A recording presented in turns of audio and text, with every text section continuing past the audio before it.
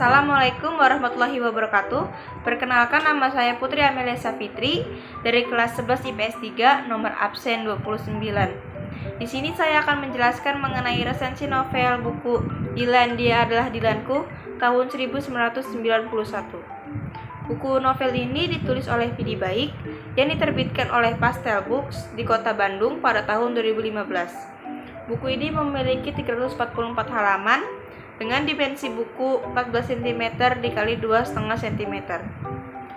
Buku novel ini dijual sekitar harga 65 ribuan. Pidi Baik lahir pada tanggal 8 Agustus 1972. Beliau merupakan seniman berbakat asal Indonesia. Pidi Baik merupakan seorang penulis buku, musisi, serta pencipta lagu. Selain masuk dalam dunia kepenulisan dan musik, Pidi Baik juga merupakan seorang pengajar, ilustrator, dan komikus. Namanya mulai dikenal saat ia masuk dalam band The Panas Dalam pada tahun 1995. Selain itu, Pidi Baik juga merupakan seorang penulis naskah dari film Barakas. Pidi Baik namanya semakin dikenal oleh para pencinta karya sastra, khususnya bergenre humor dalam karya-karyanya yang berjudul Dilan Dia Adalah Dilanku tahun 1990 yang diterbitkan pada tahun 2014, Dilan Dia Adalah Dilanku tahun 1991 yang diterbitkan pada tahun 2015, dan Milea Suara Dari Dilan yang diterbitkan pada tahun 2016. Selain karya-karya tersebut, Pidi Baik juga memiliki berbagai karya lainnya seperti Durunken Marma, Keluarga Besar Kisah-Kisah Non Teladan yang diterbitkan pada tahun 2009, Durunken Marmut, Ikatan Perkumpulan Cerita Teladan yang terbit pada tahun 2009. Pidi Baik mendapat penghargaan dari IKP Awards pada tahun 2017 dengan kategori Writer of the Year. Di sini saya akan juga menjelaskan mengenai sinopsis dari Dilan Dia Adalah Dilanku tahun 1991. Novel ini merupakan lanjutan dari novel pertama yang berjudul Dilan Dia Adalah Dilanku tahun 1990. Jika di novel pertama bercerita mengenai masa Milea bertemu Dilan dan proses Milea bisa menyukai dan dekat dengan Dilan, maka di novel kedua ini bercerita mengenai masa mereka berdua di mana Dilan dan Milea yang akhirnya resmi berpacaran, yang dinyatakan dengan lisan dan tertulis materai di warung BEM. Di tengah kebahagiaan mereka, Dilan terancam dikeluarkan dari sekolah akibat terlibat perkelahian dengan Anhar. Perkelahian mereka disebabkan oleh Anhar yang telah menampar pipi Milea. Keretakan hubungan mereka mulai muncul semenjak Dilan yang merupakan salah satu ketua geng motor semakin sering terlibat perkelahian hingga harus berhubungan dengan polisi. Milea yang khawatir lantas melarang Dilan, bahkan mengancamnya untuk memutuskannya apabila Dilan masih melanggar larangannya tersebut. Di tengah masalah mereka muncullah Yugo. Yugo ini merupakan anak dari sepupu jauh ayah Milea yang baru pulang dari Belgia.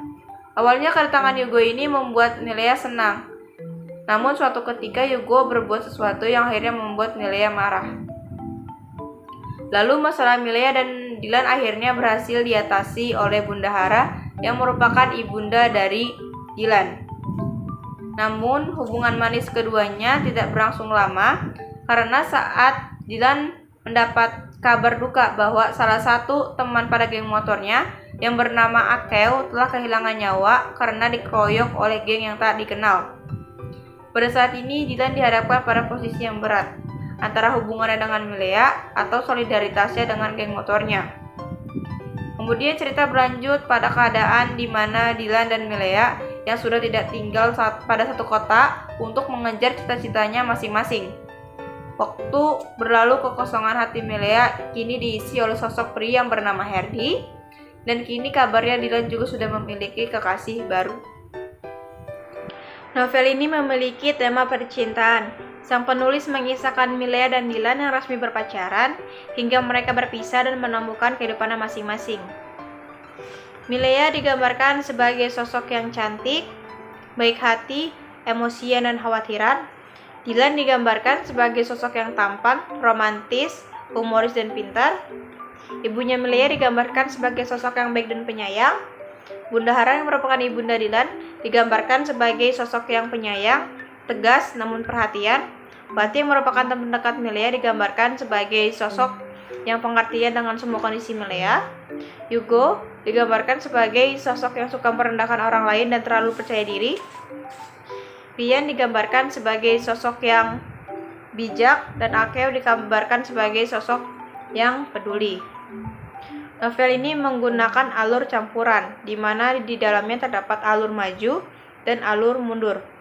Latar waktu yang digunakan dalam novel ini adalah pagi, siang, sore, dan malam.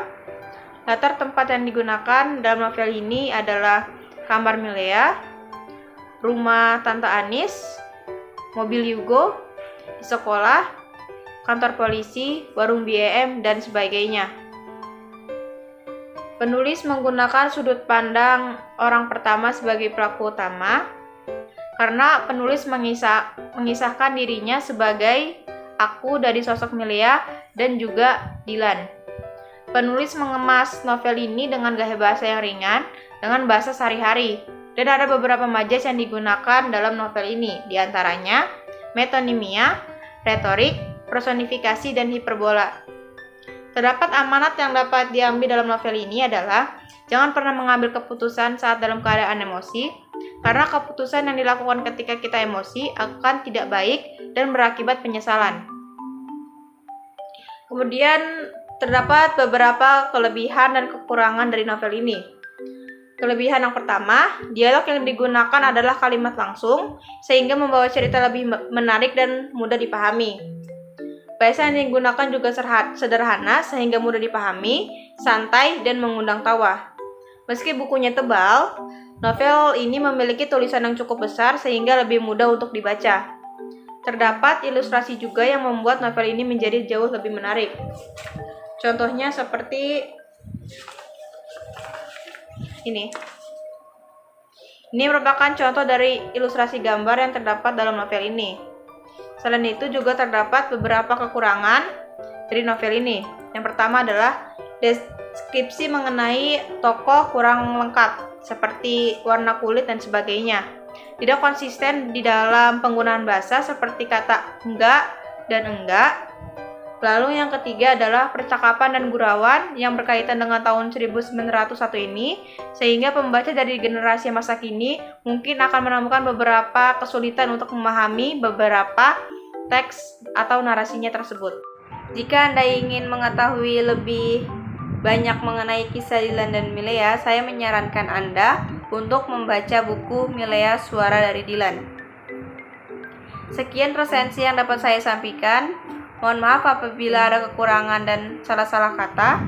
Wassalamualaikum warahmatullahi wabarakatuh.